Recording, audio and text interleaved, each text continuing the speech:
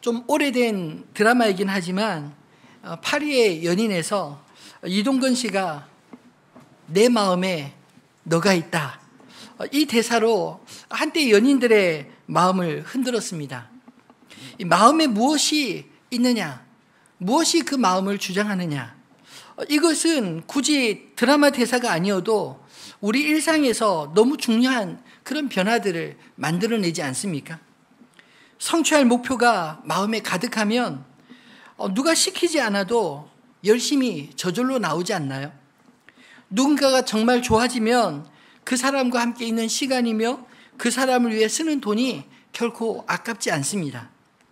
근데 사람이 돈에 대한 집착이 마음에 가득하면 모든 것이 돈의 흐름을 따라 보게 되고 심지어 사람도 돈의 가치로 보는 경향이 생기지 않나요? 마음에 좋은 것이 쌓이면 좋은 것이 나오지만 반대로 나쁜 것이 마음에 가득하면 나쁜 것들이 그의 인생에 자꾸 얽히게 되는 그런 현상들이 드러나게 됩니다. 오늘 우리가 읽은 본문의 말씀은 구원에 합당하게 생활하라. 어제 말씀에 이어서 하나님의 사람이 마땅히 살아야 할 삶의 중요한 지침을 우리에게 말씀하고 있습니다. 근데 특별히 본문에서 강조하고 있는 것이 있는데 바로 우리의 마음에 대한 문제입니다. 2절로 5절 말씀까지 바울은 마음에 대해 반복적으로 언급하고 있습니다. 마음을 같이하여 같은 사랑을 가지고 뜻을 합하며 한 마음을 품어 아무 일에든지 다툼이나 허용으로 하지 말고 오직 겸손한 마음으로 각각 자기보다 남을 낮게 여기고 또 너희는 너희 안에 이 마음을 품으라. 곧 그리스도 예수의 마음이니. 왜 이렇게 마음을 강조하고 있을까요? 이 말씀의 맥락을 자세히 살펴보면 이미 빌립보 교회 안에 서로 마음이 하나 되지 못하고 나누어져 있기 때문 아니겠습니까? 하나님의 은혜로 구원받은 감격이 있음에도 불구하고 또 주님의 몸된 교회에서 직분을 받아 섬김에도 불구하고 정작 마음이 불편한 상태를 방치하게 된다면 결국은 자신뿐 아니라 자신이 속한 교회 공동체까지 심각하게 악영향을 미칠 수 있기 때문입니다. 복음을 전하는 자들이 오히려 복음을 방해하는 일이 일어날 수 있기 때문에 바울은 빌립보 교회를 향해 마음에 대한 이야기를 조심스럽게 꺼내고 있는 게 아닐까요? 특별히 오늘 본문에서 그러므로 시작하는 두 구절의 말씀이 우리가 구원에 합당하게 생활하고 또 구원을 이루는 자로 어떻게 살아야 하는지 언급하고 있습니다. 1절은 그러므로 그리스도 안에 무슨 권면이나 사랑의 무슨 위로나 성령의 무슨 교제나 긍휼이나 자비가 있거든. 너희 안에 너희가 자랑하는 어떤 권면들, 너희가 자랑하는 사랑에 대한 이야기들, 혹은 위로나 성령의 무슨 교제나 긍휼과 자비에 대한 그런 이야기들이 있다면 라고 이야기를 시작하고 있는 것이죠. 또 12절은 그러므로 나의 사랑하는 자들아 너희가 나 있을 때뿐 아니라 더욱 지금 나 없을 때도 항상 복종하여 두렵고 떨림으로 너희 구원을 이루라. 내가 너희와 함께 있을 때뿐 아니라 함께 있지 않지만 그러나 내가 너희들이 가르친 그 말씀 앞에 그리고 하나님 앞에 항상 복종하여 두렵고 떨림으로 너희 구원을 이루라. 이렇게 말씀합니다. 그리고 재미있게도 그 뒤에 말을 잇는 부분에는 또 기쁨에 대한 이야기로 마치고 있습니다. 사실 이 말씀은 단지 개인에게만 적용하는 말씀이 아니라 공동체에게 주신 말씀입니다. 왜냐하면 한 사람의 구원은 결국 그 개인에게만 영향을 미치는 게 아니라 그가 함께 살아가는 사람들에게 당연히 영향을 주기 마련입니다.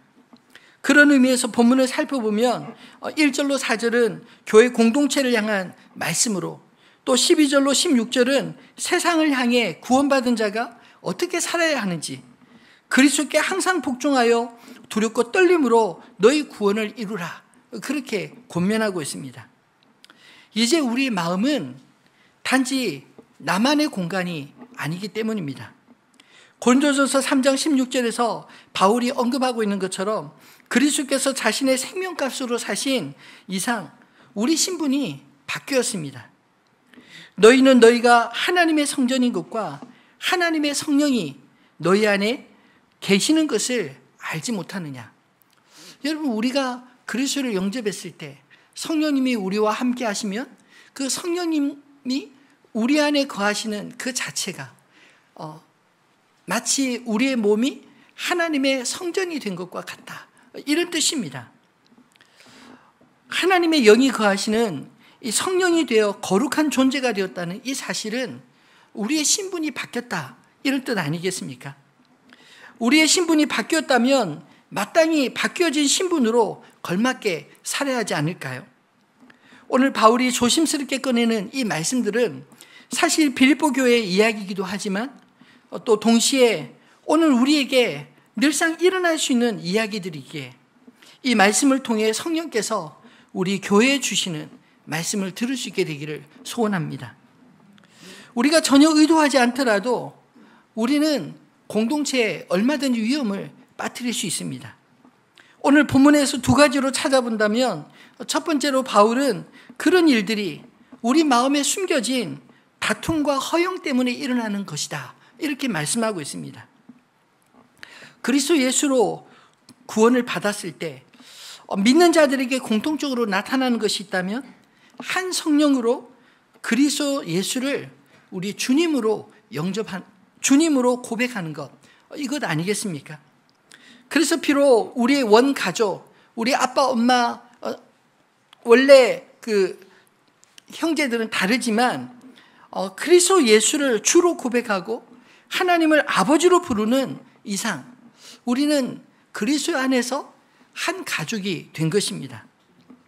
저는 학창시절 이 선교단체에서 그 형제 자매라는 단어를 참 많이 사용했습니다. 저는 그 형제 자매라는 말이 굉장히 좋았습니다. 왜냐하면 이 고백 속에는 우리는 그리스도의 보혈이 같이 흐르는 영적인 가족입니다, 이 사실을 계속해서 상기시켜주기 때문입니다. 비록 육신의 부모는 다르지만 영혼의 아버지이신 하나님을 동일하게 하나님 아버지라고 부르는 그런 사람들이 모였기 때문에 당연히 우리가 형제, 자매 이렇게 부를 수 있는 게 아닐까요? 근데 사실 제가 전도하면서 이렇게 그 하나님을 아버지라 부르는 게 결코 쉽지 않다는 걸 나중에서 알게 됐습니다.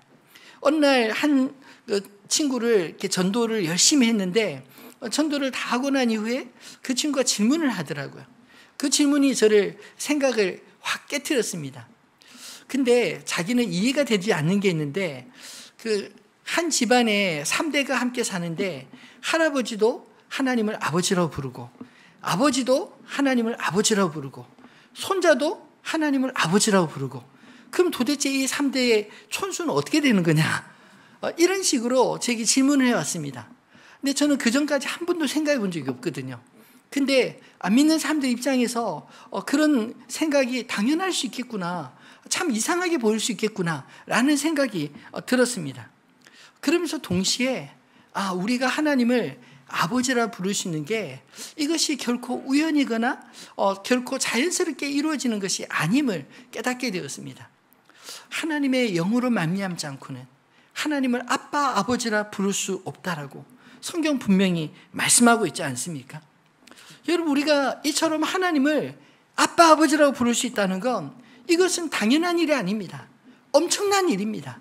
우리 안에 분명한 변화가 일어났기 때문에 우리가 그렇게 고백할 수 있고 또 그런 고백을 함께 나누는 사람들을 향해서 우리는 형제, 자매 이렇게 부를 수 있는 것이죠. 그렇게 예수를 믿고 구원의 은혜가 충만할 때는 사랑이 충만하지 않습니까? 근데 문제는 그 감격과 은혜가 시간이 갈수록 점점 옅어진다는 데 있습니다. 왜 그럴까요? 앞에서 말한 것처럼 우리가 서로 공통 분모만 바라보면 한 성령 안에서 그리스도 예수를 주로 고백하고 하나님을 아버지로 부르는 그 공통 분모만 생각하면 참 좋은데 시간이 가면 갈수록 서로에게서 안 보이는 개성들이 보이기 시작하고 다름이 크게 느껴지기 때문 아닐까요? 게다가 일을 잘하는 사람과 잘 못하는 사람으로 나뉘고 큰 일을 교회 안에서 큰 일을 맡은 사람과 그렇지 못한 사람으로 구분될 때 이런 현상들이 나타나게 된다는 것입니다. 빌립보 교회 안에서도 벌써 이런 일이 일어나기 시작했습니다. 바울은 그런 증상을 오늘 본문의 다툼, 즉 시기와 편가르기로, 그리고 허영, 명예와 자리 싸움으로 보았습니다. 마땅히 품어야 할 마음을 놓치게 될 때 이런 현상들이 나타나기에 바울은 오늘 2절로 4절에 이렇게 말하고 있는 게 아닐까요? 한번 같이 읽어보겠습니다.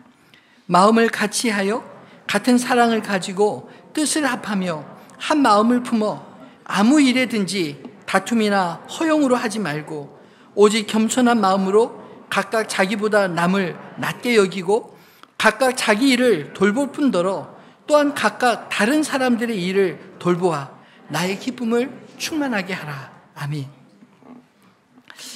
다른 사람들, 특히 믿음의 지체들을 존중하면 어떻게 이렇게 볼 수 있겠습니까?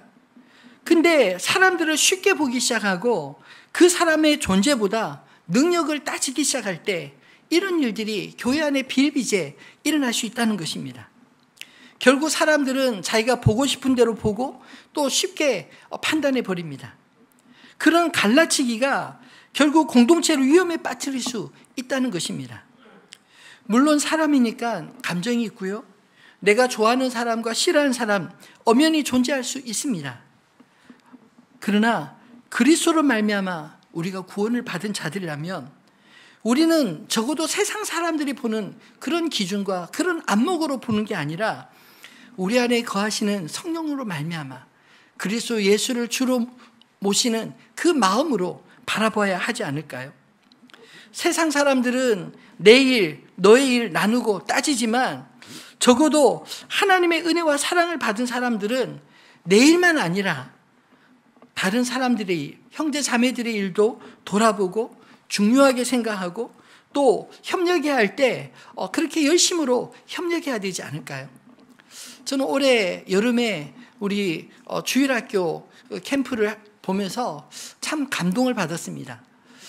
우리 올해부터 유년부, 초등부, 소년부 이 부서가 3개로 나눠졌는데 서로 그 교사들이 캠프 때 다 오지 못하니까 어떻게 서로 의논을 했는지 그 캠프마다 교사들이 서로 그 도와주더라고요. 상부상조라고 표현할까요? 그러니까 유년부 그 캠프 할 때 유년부 교사들만 하는 게 아니라 초등부와 소년부 교사들도 같이 모여서 도와주고 또 초등부도 마찬가지고 또 소년부도 마찬가지고 심지어 청년들과 중고등부 학생들까지 와서 힘을 보태면서 그 순례를 이끌어가는 것을 보면서 야, 이게 교회구나 이런 생각이 들었습니다. 여러분, 내 부서, 내 거 이렇게 보지 않고 우리로 볼 수 있는 공동체, 이게 정말 그리스도인의 공동체가 아닐까요?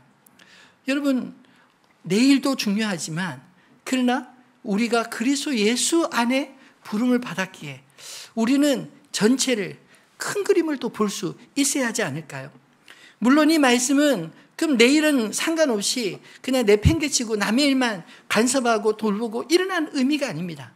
적어도 내게 맡은 일 성실하게 잘 감당할 뿐만 아니라 그리고 옆에 사람들도 함께 돌아봐서 내 일만 아니라 서로 합력해서 전체의 그림을 볼 수 있는 하나님의 나라를 볼 수 있는 그리고 우리 공동체를 사랑하는 마음을 내 일만 아니라 함께 협력하여서 더 크게 발전시킬 수 있는 것, 이게 정말 교회가 아닐까요? 저는 그런 의미에서 우리 교회 성도님들을 대단히 존경합니다. 아, 우리 교회 성도님들 정말 성숙하시구나.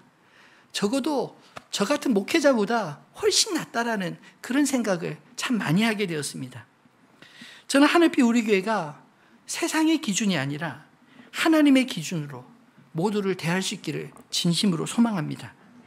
나의 의지가 아니라 주님의 의지로 내 생각을 굴복시키고 다툼과 시기가 아니라 허용이 아니라 내 명예와 내 이름이 아니라 주님의 이름을 높이는 일에 우리가 온전히 전심전력할 수 있는, 그래서 교회가 하나 되고 하나 된 교회가 복음을 위해서 더 힘껏 주님 앞에 설 수 있는 그런 교회 되기를 주님의 이름으로 축원합니다. 두 번째로 공동체를 위험에 빠뜨리는 것은 원망과 시비라고 말씀하고 있습니다. 오늘 본문 14절에 사도 바울은 이렇게 이야기를 하고 있습니다. 모든 일을 원망과 시비가 없이 하라. 이는 너희가 흠이 없고 순전하여 어그러지고 거스르는 세대 가운데서 하나님의 흠없는 자녀로 세상에서 그들 가운데 빛들로 나타내며 생명의 말씀을 밝혀 나의 다름질이 헛되지 않고 수고도 헛되지 아니하므로 그리스도의 날에 내가 자랑할 것이 있게 하려 함이라. 무슨 말인가요? 사실 이 원망과 시비가 일어나는 이유는 그 질서 없이 행하기 때문에, 혹은 내 생각과 내 의지가 중요하기 때문에 일어나는 일이 아닌가요?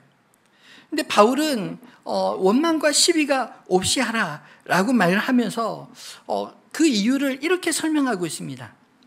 이는 너희가 흠이 없고 순전하여 어그러지고 거스리는 세대 가운데서 하나님의 흠없는 자녀로 세상에서 그들 가운데 빛들로 나타나야 하기 때문에. 무슨 말인가요? 우리는 우리만을 위해서 사는 존재가 아니라 우리 주변의 사람들에게 우리는 자연스럽게 노출되어 있는, 하나님을 믿는, 하나님을 경외하는 사람들이라는 것입니다. 세상 같으면 그렇게 살지 않아도 되는 일들을 우리 그리스도인들은 다른 시각으로 살아야 한다는 것이죠. 왜 그럴까요? 왜냐하면 우리 안에 생명의 빛이 들어왔기 때문입니다. 마치 어둠과 빛이 오면 어둠이 물러나듯, 어두울 때는 알지 못하던 것들이 빛이 들어와 버렸기 때문에 우리 안에 참된 가치가 새로워졌기 때문 아닐까요? 오늘 사도 바울은 우리 안에서 이미 빛으로 오신 주님 앞에 우리가 서 있기 때문에 우리가 살아가는 모든 방식이 그저 내 마음대로 내 뜻대로가 아니라 적어도 우리가 그리스도인답게 이 땅에서 원망과 시비 없이 살아야 한다. 적어도 세상 사람들은 그렇지 않을지라도 우리는 다르게 살아야 한다라는 것이죠. 너희가 흠이 없고 순전하여 라고 표현하는 말처럼 우리는 이 땅에서 하나님 앞에 흠이 없고 순전한 존재이기 때문이죠. 그래서 어그러지고 거스르는 세대 가운데서 하나님의 흠 없는 자녀답게 살아야 한다. 이것이 우리가 이 땅에서 구원을 이루라고 하는 그런 말씀의 의미가 아닐까요? 여러분, 어떻게 우리가 그렇게 날마다 살 수 있겠습니까? 13절에 너희 안에 행하시는 이는 하나님이시니 자기의 기쁘신 뜻을 위하여 너에게 소원을 두고 행하게 하신다라고 말씀합니다. 앞에서도 우리가 계속 말씀드렸지만 우리는 그리스도 예수 안에 있는 자들입니다. 아니, 우리 안에 그리스도 예수가 계시고 성령님이 우리의 인생을 주장하시는 분이십니다. 우리의 모든 생각과 모든 결정 속에 내 생각과 내 뜻만이 아니라 우리는 나의 주인 되신 하나님 앞에 늘 묻는 자이지 않나요? 주님, 어떻게 하면 좋겠습니까? 어떤 결정을 앞두고 중요한 일을 행할 때 하나님 앞에 이렇게 기도하면서 나아가는 것, 그것을 종교개혁자들은 코람데오라는 말로 썼습니다. 우리는 하나님 면전에 있는 자들이다. 하나님 앞에 사는 자답게 모든 것을 하나님과 상의하고 하나님이 보실 때 합당한 자로 사는 것. 여러분, 오늘 사도 바울이 너희가 원망과 시비 없이 하라라고 말할 때 이 말씀은 우리가 적어도 하나님 앞에 사는 자들이기 때문에 세상 사람들과 좀 다른 가치가 있어야 되지 않느냐라는 것이죠. 세상 사람들은 절대로 손해보지 않습니다. 조금만 불편하면 원망하고 또 시비를 붙이고 그러지 않나요? 근데 요즘 믿는 사람들도 비슷해지는 것 같습니다. 이게 참 희한한 일이지 않나요? 분명히 사도 바울이 빌립보 교회를 향해서 말하고 있는 것은 너희는 세상과 다르다라는 것입니다. 근데 우리가 만약 세상과 똑같이 행동한다면 어떻게 세상의 빛으로 드러날 수 있고 어그러지고 어그러진 이 세대 가운데, 거스르는 세대 가운데 하나님의 기준을 제시할 수 있겠습니까? 적어도 저와 여러분은 세상의 기준이 아니라 하나님의 기준으로 살아가야 하는 존재인 것을 믿으시기를 바랍니다. 사도 바울은 빌립보 교회가 정말 그들 안에서 행하시는 하나님을 따라서 이렇게 세상과 다른 구별된 삶을 살아가게 될 때 바울은 이런 고백을 하고 있습니다. 17절과 18절 말씀에 만일 너희 믿음의 재물과 섬김 위에 내가 나를 전제로 드릴지라도 나는 기뻐하고 너희 무리와 함께 기뻐하리니 이와 같이 너희도 기뻐하고 나와 함께 기뻐하라. 무슨 말인가요? 너희가 정말 이 믿음으로 살아간다면, 너희가 정말 이 믿음으로 섬긴다면 그 믿음의 하나님 앞에 그 믿음은 마치 하나님 앞에 드려지는 거룩한 제물과 같이 될 것이고, 그리고 마지막 그 제사를 드릴 때 마지막 붓는 포도주, 그것을 전제라고 표현하는데 그 포도주를 부음과 같이 내가 마지막에 그 포도주처럼 나의 피가 흘려진다 할지라도, 내가 순교한다 할지라도, 내가 그럼에도 불구하고 나는 기뻐하고 기뻐하리라. 왜냐하면 나의 생명이 너희를 통해서 너희의 믿음과 선행과 섬김을 통해서 결코 나의 복음 전한 것이 헛되지 않은 줄을 알기에 나는 오히려 기뻐하고 크게 기뻐하겠다. 이렇게 말하고 있는 것입니다. 여러분, 사도 바울의 기쁨, 예수 그리스도의 기쁨, 이 기쁨에 동참하지 않으시겠습니까? 오늘 저와 여러분이 이 세상의 기쁨을 쫓아가는 인생이 아니라 정말 주님의 기쁨에 우리 마음에 가득해서 하나님이 기뻐하시는 그 일을 우리 역시 기뻐할 수 있는 저와 여러분 되어지기를 소원합니다. 세상의 방식이 아니라 하나님의 방식대로, 하나님의 질서대로 믿음으로 섬김으로 살아가는 이 모습 속에 어떻게 원망과 시비가 일어날 수 있겠습니까? 바라기는 저와 여러분 안에 늘 화평이 있기를, 화평한 자가 되기를 주님의 이름으로 축원합니다. 말씀을 맺겠습니다. 우리의 구원의 성소, 저는 그게 우리의 마음에서부터 시작이 되는구나, 이 사실을 말씀 묵상하면서 깨닫게 되었습니다. 여러분, 우리가 구원받은 자답게, 그리고 구원을 온전히 이루어 나가는 성도의 삶을 마땅히 살아야 하지 않을까요? 사실 사도 바울이 오늘 본문에서도 우리가 이미 구원을 받았기에 구원에 합당하게 생활하라 라고 말함과 동시에 항상 두렵고 떨림으로 너희 구원을 이루라, 이렇게 한쪽에서는 이미 구원이 이루어졌고, 그리고 한쪽에서는 계속해서 구원을 이루어가야 할 것으로 구원을 설명하고 있습니다. 이것을 이미와 아직이라는 말로 설명할 수 있지 않을까요? 이미 그리스도 예수께서 십자가를 지시고, 그리고 그 사실을 우리가 믿음으로 우리 안에 구원이 시작이 되었습니다. 그런데 그 구원은 진행 중입니다. 완성되어질 날까지. 그래서 아직 이루어지지 않았지만, 그러나 하나님께서 약속하신 완성되어질 그날을 향해서 한 걸음 한 걸음 나아가고 있는데, 그 일에 저와 여러분이 그 과정 속에 있다는 것이죠.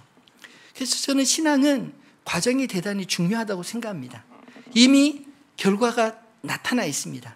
그리고 그 과정 속에서 우리가 우리의 현실 속에서 파묻힐 것이 아니라 우리의 구원자 되신 주님을 바라보면서 그 과정을 성실하게 밟아 나갈 때 우리 안에 구원의 노래가, 찬송이, 고백이 날마다 풍성해지지 않겠습니까? 이것이 우리의 믿음이 되기를 소원합니다. 여러분, 우리의 모델은 세상 잘 나가는 어떤 사람, 성공한 어떤 재력가, 이런 사람들이 아닙니다. 우리의 모델은 또 교회 안에서 또 어떤 직분자들, 또 교회 안에 유력한 또 신앙의 사람들이 아닙니다. 적어도 오늘 사도 바울이 우리에게 제시하고 있는 신앙의 기준은 예수 그리스도이십니다. 오늘 5절로 11절 말씀을 한번 마지막 같이 읽어볼까요? 너희 안에 이 마음을 품으라.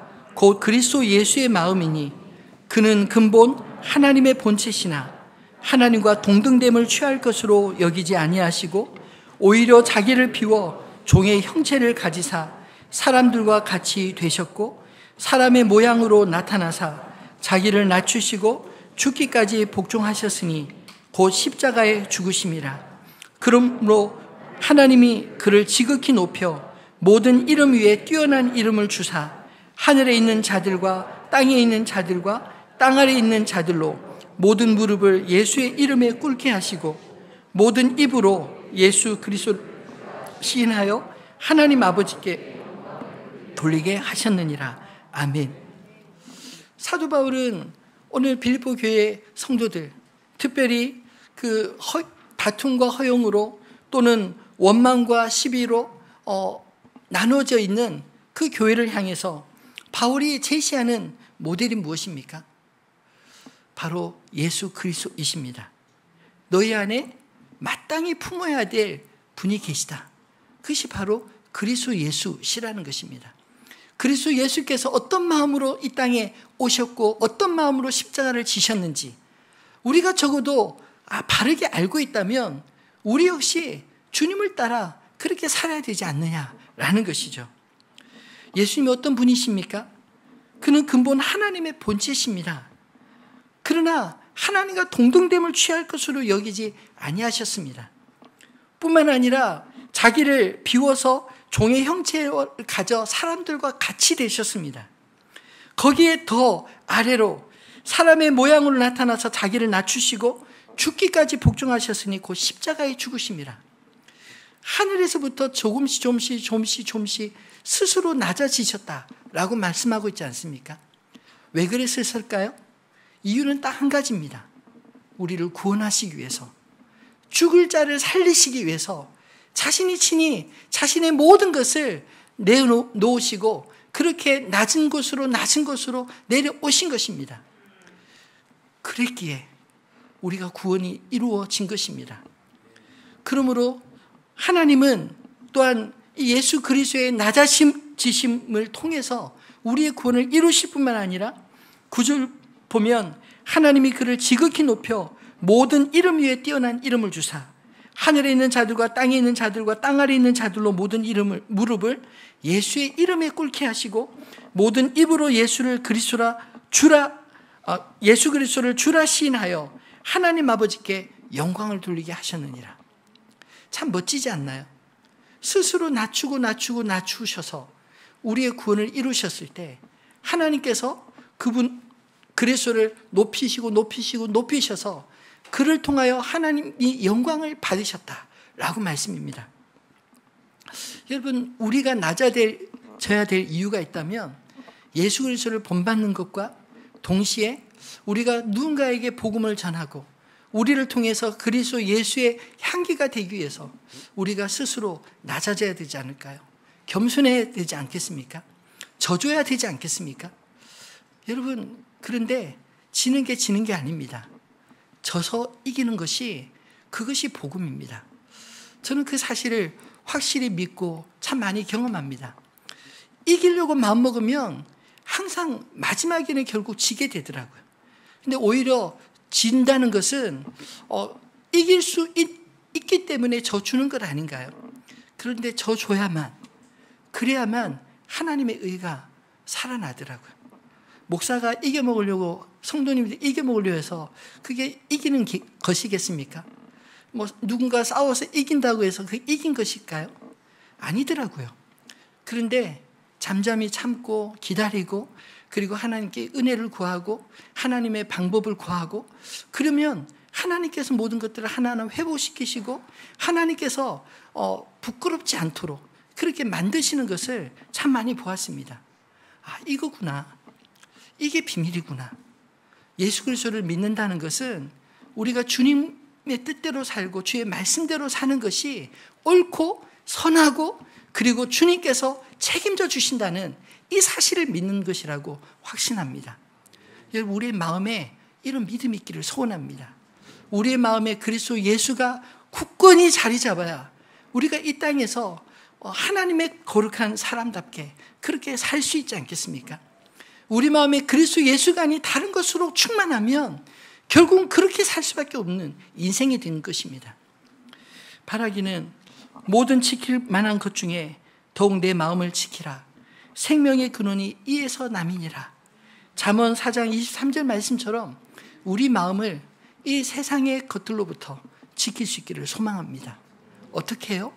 우리 마음에 세상의 것들을 채우는 게 아니라 그리스도 예수의 마음을 가짐으로, 그리스도께서 어떻게 우리에게 나오셨고 또 하나님께서 어떻게 그를 통하여 우리의 구원을 온전히 이루셨는지 그 사실을 깊이 묵상하고 하나님을 믿고 그리스도 예수를 주로 고백하며 살아가는 저와 여러분 안에 이런 놀라운 승리의 역사를, 이런 놀라운 은혜의 역사를 주님께서 이끌어 주실 줄로 믿습니다.